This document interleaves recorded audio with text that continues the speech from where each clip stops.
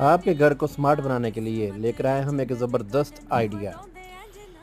हर घर की ज़रूरत है और हर घर के लिए ये चीज़ ज़रूरी होनी चाहिए। जैसा कि आप स्क्रीन में देख रहे हैं, किचन और डाइनिंग रूम के लिए ये स्पेशल चीज़ है, स्पेशल डोर है, रूम डिवाइडर है, पार्टीशन है। जैसा कि स्क्रीन में आप देख रहे हैं कि एक तरफ किचन है और दूसरी तरफ डाइनिंग रूम है।